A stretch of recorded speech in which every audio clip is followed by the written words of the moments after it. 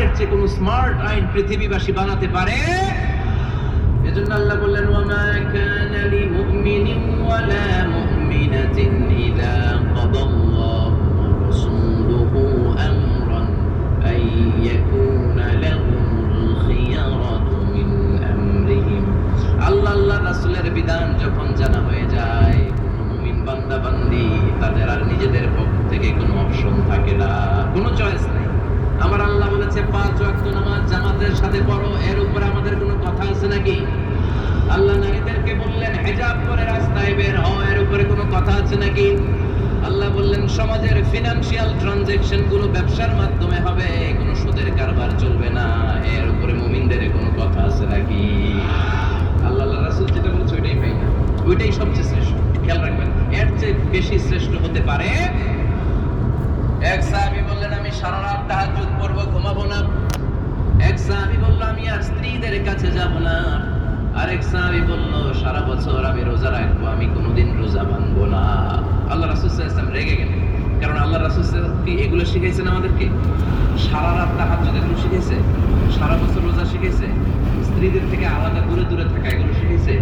রাসূল সাল্লাল্লাহু আলাইহি ওয়াসাল্লাম রেগে গেলেন। দেখেন what a check and balance, ইসলাম কতটা ভারসাম্যপূর্ণ জীবন ব্যবস্থা।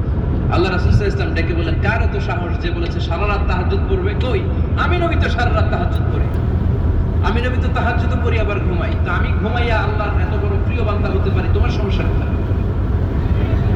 আমি নবী হয়ে 11 জন স্ত্রীর সাথে মেলামেশা করতে পারি, তোমার মিশতে সমস্যা কোথায়? আমি নবী রোজা রাখি, আবার মাঝে মাঝে রোজা রাখি না, দিনের বেলা খাই, এভাবে মানতে তোমার সমস্যা কোথায়? ইন্নী লা আখশাকুম লিল্লাহি ওয়া আতকাকুম লাহু। আমি নবী সবার চাইতে বেশি আল্লাহরে চিনি, আমার নবীর চাইতে আল্লাহরে বেশি কেউ চিনে? আরে নবী তো আমাদেরকে আল্লাহকে চিনিয়ে দিয়েছে, চিল্লায় বলে ঠিক কি না? আমার নবীর চাইতে কেউ বেশি বুজুর্গ হতে পারবে না, আমার রাসূলের চাইতে কেউ বেশি আল্লাহ ওয়ালা হতে পারবে? তার মানে রাসূল যতটুকু শিখিয়েছে অতটুকুই শ্রেষ্ঠ। এটা টপকিয়ে, এটার উপর দিয়ে অ্যাডভান্স হয়ে সামনে যাওয়া যাবে, বেশি বোঝা যাবে? খবরদার, রাসূল যেটা শিখিয়েছেন অতটুকুর মধ্যে থাকতে হবে, তাহলে কল্যাণ আর বরকত দিবে কে? মাগরিবের ফরজ নামাজ কয় রাকাত? কয় রাকাত?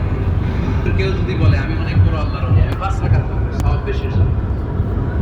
হ্যাঁ, কি কয় হবে না? 5 রাকাত তো সেজদা কয়েকটা বেশি আছে, রুকু কয়েকটা বেশি, কষ্টও বেশি, হবে? কথা কয় না, হবে? রমাদানের 30 দিন রোজা রাখা ফরজ, আপনি যদি বলেন না রমজানে না রেখে আমি শাবান, যুলকাদ, যুলহজ 3 মাস টানা 90 দিন রেখে দিই, বেশি রাখবো, হবে? হবে? বেশি বুঝছি, কারণ কি আল্লাহ রাসূলের চাইতে বেশি বোঝা যাবে, আল্লাহ রাসূলের চাইতে বেশি বুজুর্গ সাজা যাবে। নেভার বি অ্যাডভান্সড ফ্রম আল্লাহ এন্ড হিজ রাসূল। আল্লাহ এবং আল্লাহ রাসূলের চাইতে আমরা অ্যাডভান্স হব না। আল্লাহ রাসূল যা দিয়েছেন ওইটাই ফাইনাল। ওইটা কি ফাইনাল? আওয়াজ করে বলেন ওইটা কি?